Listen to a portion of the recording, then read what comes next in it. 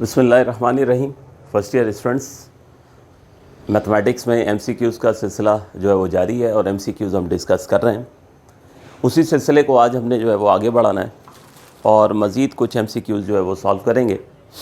इन MCQs को कोशिश कीजिए कि पहले जो है जब एक्सप्लेन किया करूँ मैं तो ध्यान से समझ लिया करें, क्योंकि उसके बाद मैं बीच में थोड़ा सा वक्त देता हूँ आप लोगों को, तो आप उस दौरान जो है उसको नोट कर लिया करें। तो ये जितने भी एमसीक्यूज़ हैं एग्जामिनेशन पॉइंट ऑफ व्यू से अगर हम बात करें तो बहुत इंपॉर्टेंट एमसीक्यूज़ हैं। ये जितने भी एमसीक्यूज़ डिस्कस कर रहा हूँ ये वो सारे एमसीक्यूज़ हैं जो ऑलरेडी बोर्ड के डिफरेंट पेपर्स में आ चुके हैं, ठीक है। तो इसलिए इनको ध्यान से समझ लेंगे, ये एमसीक्यूज़ आप लोग कर लेंगे तो उम्मीद है कि आप लोग एग्ज़ाम में आने वाले एमसीक्यूज़ को जो है वो बआसानी जो है वो 100% करेक्ट कर जाएंगे। तो शुरू करते हैं। सबसे पहले हमारे पास जो एमसीक्यूज़ है आज का, इसमें लॉ ऑफ कोसाइन के बारे में बात की गई है। लॉ ऑफ कोसाइन पूछा गया है कि इन 4 ऑप्शन में से कौन सा ऑप्शन जो है वो लॉ ऑफ कोसाइन होगा, जबकि गैमा जो है वो स्टैंडर्ड पोजीशन में। तो देखिए कोसाइन लॉ जब हमने उसकी डेरिवेशन भी की है, जैसा कि आप लोग जानते हो, तो उस वक्त जब मैंने आपको लिखना बताया था तो मैंने ये कहा था कि देखिए अगर हमारे पास यहाँ पर ए स्क्वायर होगा तो राइट हैंड साइड पर B square plus C square होगा, ठीक है। अगर ये यहाँ पर बेटे बी स्क्वायर होगा तो फिर ए स्क्वायर प्लस सी स्क्वायर जो है वो राइट हैंड साइड पर होगा। अगर यहाँ पर सी स्क्वायर होगा तो फिर ए और बी जो है ना वो राइट हैंड साइड पर होंगे। पहले तो ये हो गया था। फिर उसके बाद मैंने कहा कि ए स्क्वायर हमारे पास बराबर है B square plus C square minus 2bc, यानी राइट हैंड साइड पर जो साइड्स होंगी ना वही 2 के साथ जो है वो प्रोडक्ट में आएंगी। यानी इसका मतलब ये हुआ कि यहाँ पर साइड ए और सी हैं तो ये हो जाएगा -2ac, यहाँ पर ए और बी हैं तो यहाँ हो जाएगा -2ab। अब इसके बाद ये हमारे पास चूँकि साइड ए वाला जो है कोसाइन लॉ है तो यहाँ पर आ जाएगा कॉस अल्फ़ा। ये चूँकि बी की रिस्पेक्ट से बेटे तो यहाँ आ जाएगा हमारे पास कॉस बीटा, और इसी तरह ये चूँकि सी वाला है इन टर्म ऑफ साइड सी है तो यहाँ आ जाएगा कॉस गैमा। ये इस तरह से हमने कोसाइन लॉ जो है वो लिखे थे। तो इस वक्त अगर आप मैच कर लीजिए तो हमारे पास चूँकि इन टर्म ऑफ गैमा बात कर रहे हैं तो ये वाला जो है वो होना चाहिए। तो देख लीजिए कौन सा ऑप्शन में जो है ये मौजूद है। तो C square equals to A square minus B square, तो यहाँ पे माइनस है, इसकी वजह से ये सी स्क्वायर वाला रिजेक्ट हो रहा है, ठीक है। यहाँ पर हमारे पास जो है C square equals to A square plus B square तो है, लेकिन यहाँ पर प्लस बी सी है, ठीक है। जबकि यहाँ पर आप देखो कि क्या होता है, हमारे पास साइड्स के साथ जो है वो 2 होता है और उसके साथ माइनस की साइन होती है। इसका मतलब है ये देखिए ये भी रिजेक्ट हो गया। ये वाला क्यों रिजेक्ट हो गया कि ये 2ab के साथ पॉजिटिव साइन है, तो ये इस वजह से जो है वो रिजेक्ट हो गया। तो ये ऑप्शन हमारा जो है ना स्टूडेंट्स ये करेक्ट होगा। बात समझ आ रही है, ठीक है। उससे कोई फ़र्क नहीं पड़ता कि जो है वो बी पहले लिख दिया और ए बाद में लिख दिया है, ठीक है। B square plus A square minus 2ba cos gamma, तो ये हमारा जो है ये करेक्ट ऑप्शन जो है थर्ड वन ऑप्शन जो है ये हमारा करेक्ट हो जाएगा। अच्छा, इसी तरीके से इसमें एक और एडिशनल बात भी करता चलूँ। देखो बाज़ दफ़ा क्या होता है कि आपको इसको मैंने कहा था कि अगर हम ए कैलकुलेट करना चाहते हैं तो हम कोसाइन लॉ की जो है वो ये फॉर्म जो है इस्तेमाल कर लिया करते थे, लेकिन आपको जो है मैंने कहा था कि अगर हमें अल्फ़ा कैलकुलेट करना हो तो हम ये फॉर्म इस्तेमाल करते थे ना, कॉस अल्फ़ा की B square plus C square minus ए स्क्वायर अपॉन 2bc, ठीक है। तो ये फॉर्म भी जो है आपसे एमसीक्यूज़ में पूछी जा सकती है, बल्कि पूछी जा सकती है, इनफैक्ट पूछी जा चुकी है, ठीक है ना। तो ये फॉर्म भी आपको जो है वो याद होनी चाहिए। लेकिन मैं स्टूडेंट्स ये कहता हूँ कि अगर आपने ये फर्स्ट वाली फॉर्म जो है ये याद कर ली है तो इससे फिर अगर कॉस अल्फ़ा की वैल्यू निकालना हो तो मसला कोई नहीं है ना।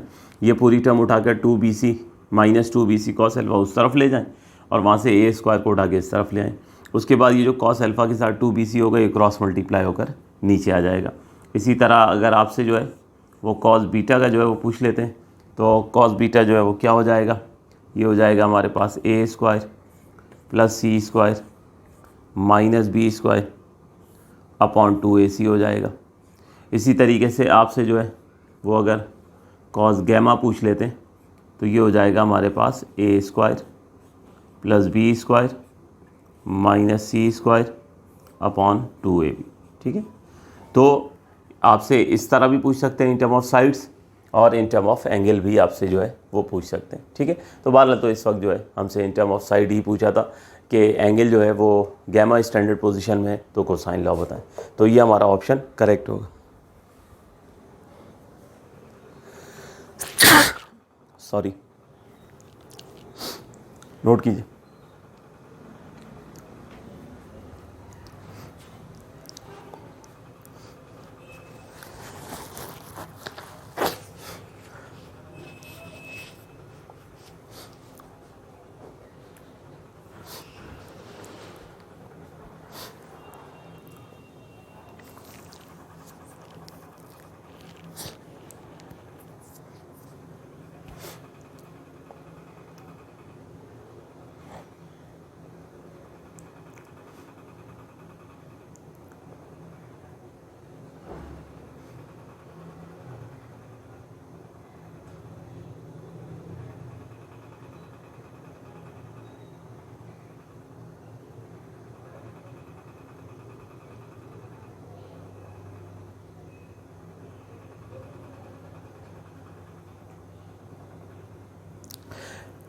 जी तो स्टूडेंट्स, ये जो एडिशनल इन्फॉर्मेशन मैं लिखता हूँ ये भी आप लोग जो है वो ज़रूर नोट किया करें, क्योंकि देखिए हमें कोई स्पेसिफिकली जो है वो क्वेश्चंस जो है वो डिस्कस नहीं करने हैं।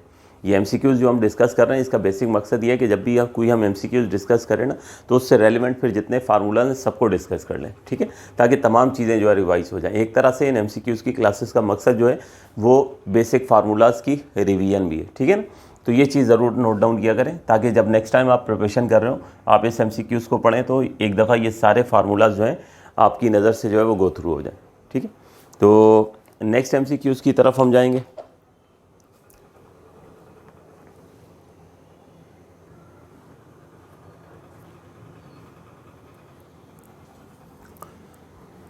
जी तो स्टूडेंट्स, नेक्स्ट एमसीक्यूज़ हमारे पास वंस अगेन परमुटेशन कॉम्बिनेशन से, ठीक है।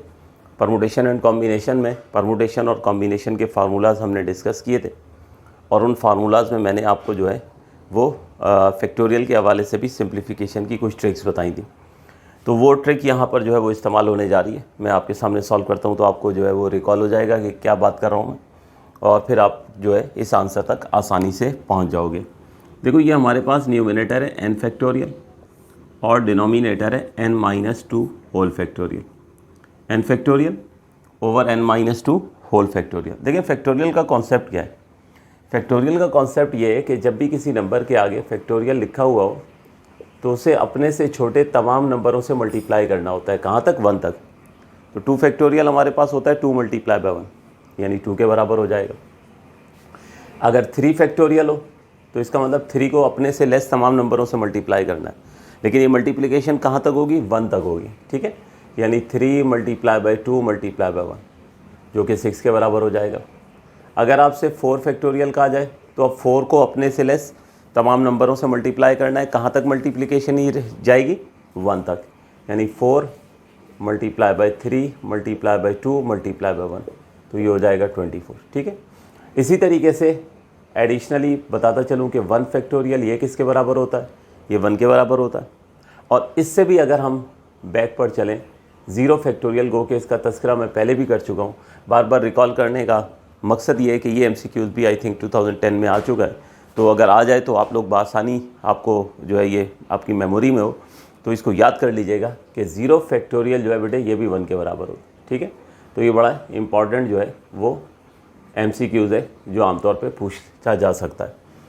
तो बहरहाल ये फैक्टोरियल का कॉन्सेप्ट आपको दिया है कि अपने से लेस तमाम नंबरों से मल्टीप्लिकेशन होनी है। कहाँ तक? 1 तक। तो अब आइए इसको सिंप्लीफाई करते हैं। देखो n जो है उससे लेस जो नंबर होगा वो n-1 होगा, उससे लेस जो होगा वो क्या होगा? n-2 होगा। तो n फैक्टोरियल को मैं लिखूँगा n, उससे अगला नंबर है n-1, उससे अगला नंबर है n-2, उससे आगे यकीनन n-3, n-4, n-5 यहाँ तक के 1 तक पहुँच जाएंगे। लेकिन मैं इससे आगे नहीं लेके जा रहा हूँ, जाना था इसे फैक्टोरियल की वजह से, मैं इसे यहाँ रोक रहा हूँ। तो यहाँ रोकने के लिए क्या करना होगा? एज अ ब्रेक का काम कौन करेगा? ये फैक्टोरियल का काम करेगा, ठीक है ना। तो ये फैक्टोरियल लगा देंगे तो ये रुक जाएगा। अब ये n-2 पर रोकने की वजह क्या थी? क्योंकि मुझे ऑलरेडी डिनोमिनेटर में n-2 का फैक्टोरियल नज़र आ रहा था। तो अब इससे बेनिफिट क्या होगा कि n-2 फैक्टोरियल से n-2 जो है वो कैंसिल हो जाएगा और हमारे पास n into n minus one ये बेटे आंसर आ जाएगा। तो आपको याद होगा कि परमुटेशन और कॉम्बिनेशन के जो इस तरह से क्वेश्चन आए थे 8 परमुटेशन 2, 5 कॉम्बिनेशन 3, तो मैंने आपको फार्मूले की मदद से जो है वो सॉल्व कराए थे। उसकी वजह यही थी कि ताकि थोड़ा सा ये कॉन्सेप्ट, मैं उस वक्त भी आपसे यही अल्फाज कह रहा था कि देखो कैलकुलेटर से इस तरह के आ जाएं न्यूमेरिकल वैल्यूज़ के साथ तो फिर तो मसला नहीं है ना। आप उठाइए कैलकुलेटर, करना भी एग्जाम में कैलकुलेटर से ही चाहिए क्योंकि आपको कैलकुलेटर अलाउ है। लेकिन अगर इस तरह का एल्जेब्रिक आ गया तो फिर तो कैलकुलेटर नहीं आपके काम आएगी, ठीक है ना। तो इस तरह से ये ट्रिक आपके काम आएगी और इसका आंसर जो है हमारे पास हो जाएगा n into n minus one, यानी ये आप देख सकते हो कि ये थर्ड ऑप्शन जो है ये आपका करेक्ट है। तो बेटे नोट करें और ये भी फैक्टोरियल के हवाले से भी ये इन्फॉर्मेशन नोट कर लीजिए ताकि नेक्स्ट टाइम जब आप जो है वो इस MCQs को डिस्कस कर रहे हो, इसको रिपीट कर रहे हो, तो ये चीज़ आपकी नज़र से गुजरे। बाकी ना भी लिखें लेकिन कम से कम 0 फैक्टोरियल किसके बराबर है, 1 के बराबर, ये ज़रूर आप लोग लिख लीजिए।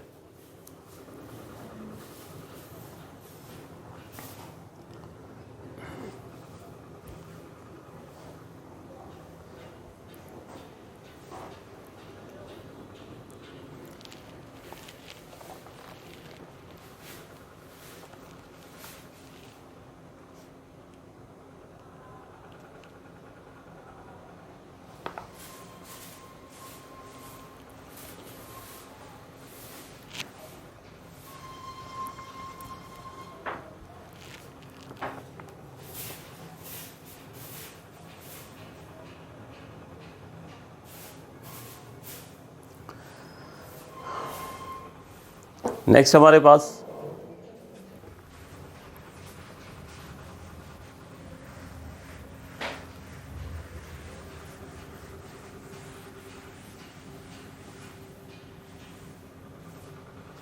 MCQs number 31। MCQs नंबर 31 है the period of cos theta is, the period of cos theta is, option है इसके π/2, पाई, 3π/2 और 3π/2 के बाद 2π। तो ये ऑलरेडी इस नेचर का MCQs हम डिस्कस कर चुके हैं। मैंने आपसे ये कहा था कि ये जो हमारे पास पीरियड का कॉन्सेप्ट है वैसे तो हम ग्राफ के चैप्टर में सीखते हैं जो कि रिड्यूस सिलेबस में जो है इस चैप्टर को निकाल दिया गया है, लेकिन इस MCQs को करवाने की वजह, ये बात मैंने पहले भी बताई थी, वो यही है कि चूँकि 13.2 में जब आप सोल्यूशन लिख रहे होते हैं, जनरल सोल्यूशन लिख रहे होते हैं, तो वहाँ ये कॉन्सेप्ट यूटिलाइज हो रहा होता है, तो इसलिए MCQs में आ सकता है, ठीक है ना। तो सिंपल आपको मेमोराइज ही करना है। हमने डिस्कस किया था कि साइन और कोसाइन लो, सॉरी साइन और कोसाइन जो है इनके पीरियड होते हैं 2n π, ठीक है, जिसमें n नंबर ऑफ रोटेशन होती है, तो आप सिर्फ 2π भी कह सकते हैं, ठीक है। तो इस वक्त कॉस का जो है वो पीरियड पूछ रहे हैं। इसी तरह हमने पहले शायद MCQs डिस्कस किया था जिसमें हमने जो है वो साइन का पीरियड जो है आई थिंक जो है वो उसकी बात की थी। तो साइन और कॉस का पीरियड बेटे सेम होता है, 2n π या 2π आप उसे कह सकते हैं, ठीक है ना। तो इस तरह से हमारा करेक्ट ऑप्शन ये फोर्थ वन जो होगा ये होगा। इसी तरह से टेंजेंट का भी एक दफ़ा रिकॉल कर दें कि साइन और कॉस का पीरियड जो है वो चूँकि 2n π या 2π होता है, जबकि टेंजेंट का पीरियड क्या होता है n π, ठीक है, या सिंपल इसे क्या कह सकते हैं, पाई भी कह सकते हैं। तो नोट कीजिए इसको, फिर आगे बढ़ते हैं।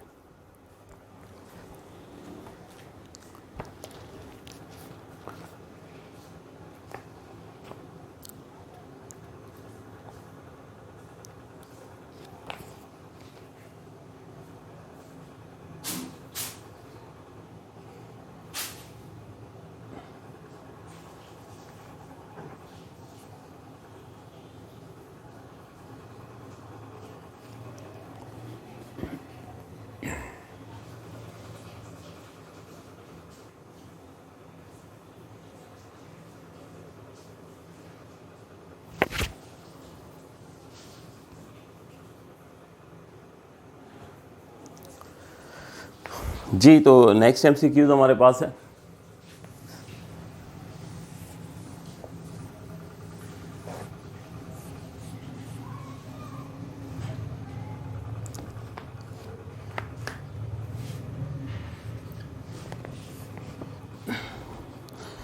MCQs number 32।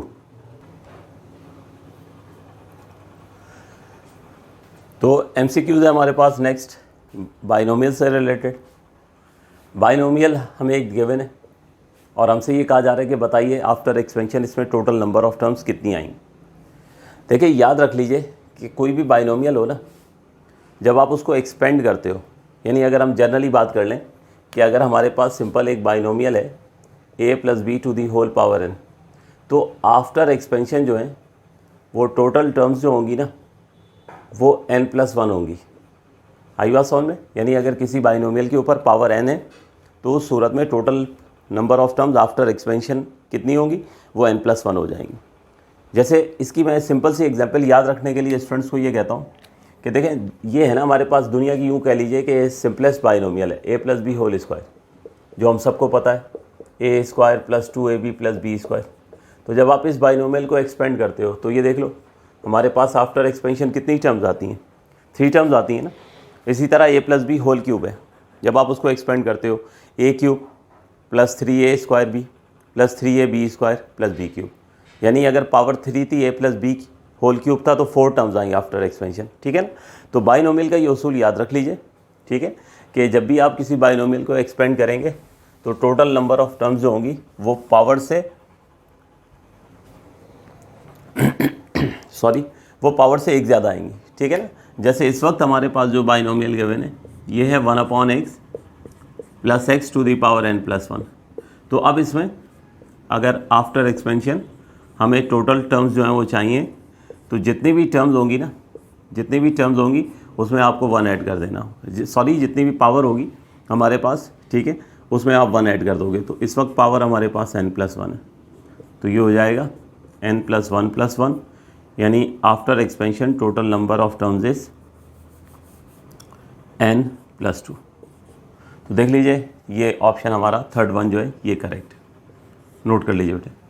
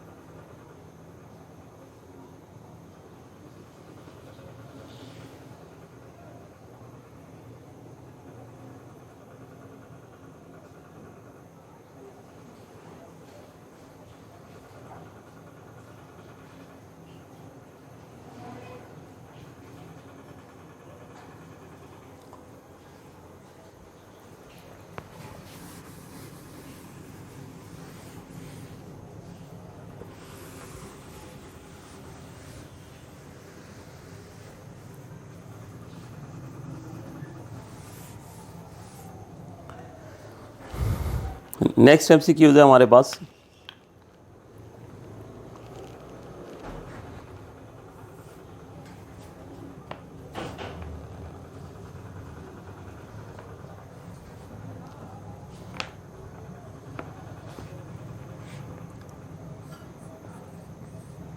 The value of 11 combination 2 is, ठीक है, बहुत सिंपल सा MCQs है। कैलकुलेटर से भी आप कर सकते हैं और फार्मूलाज की मदद से भी कर सकते हैं। एग्ज़ाम में आ जाए तो आपको चूँकि कैलकुलेटर अलाउ है, आप बेटे इसको कैलकुलेटर से जो है वो यकीनी तौर पर जो है वो कर लीजिएगा।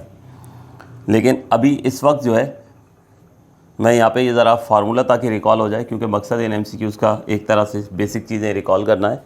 तो एक दफ़ा मैं आपके सामने जो है ये फार्मूला से जो है वो करके दिखा देता हूँ। 11 कॉम्बिनेशन 2, देखिए कॉम्बिनेशन का फार्मूला है हमारे पास n combination r, this will be equals to n factorial over n minus r का whole factorial into r factorial, ठीक है। तो n इस वक्त हमारे पास जो है वो 11 है और r हमारे पास जो है वो इस वक्त जो है वो किसके बराबर है, 2 के बराबर है, ठीक है ना। अच्छा ये n कॉम्बिनेशन r जो है इसको बाज़ दफ़ा जो है इस तरह से भी लिखते हैं, यानी n यहाँ होता है और r यहाँ होता है। बाज़ बुक्स में इस तरह भी लिखा हुआ मिलेगा, बल्कि इनफैक्ट एक आध दफ़ा पेपर आया तो उसमें इस तरह से भी लिखा हुआ था। तो इसलिए आपकी नॉलेज में होना चाहिए, उससे कोई कंफ्यूज होने की ज़रूरत हरगिज़ जो है वो नहीं है। बहरहाल हमारी बुक में जो स्टैंडर्ड है वो ज़्यादातर हम लोग जो है वो इसी तरह से यूज़ करते हैं, ठीक है। तो अब इसमें n की जगह 11 और r की जगह हम 2 जो है वो पुट कर देते हैं।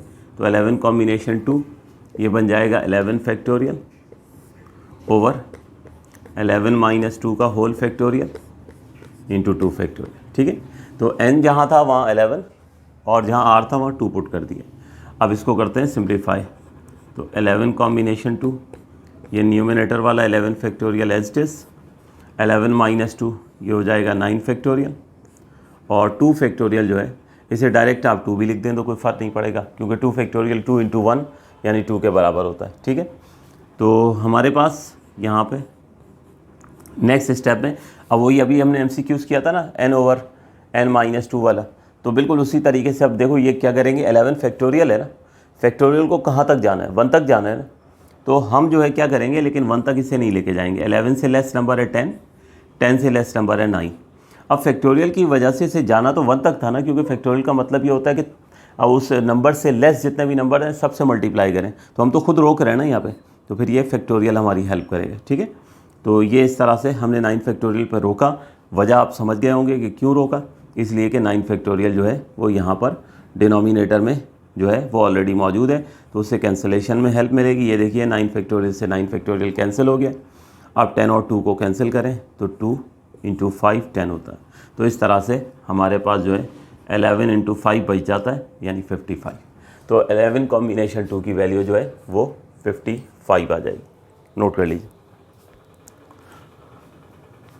तो ये कॉम्बिनेशन जो है ये इसका सलूशन जो है भले आप अब ना नोट करें, ठीक है, क्योंकि ये मैंने सिर्फ इसलिए किया कि एक दफ़ा चीज़ जो है वो रिवाइज़ हो जाए। आप जस्ट MCQs भी नोट कर लें, ठीक है। और अगर आपको करना पड़ेगा तो ऑब्वियस सी बात है, अब आप होप सो इतना सीख गए होंगे कि आप लोग इसको कर सकते हैं।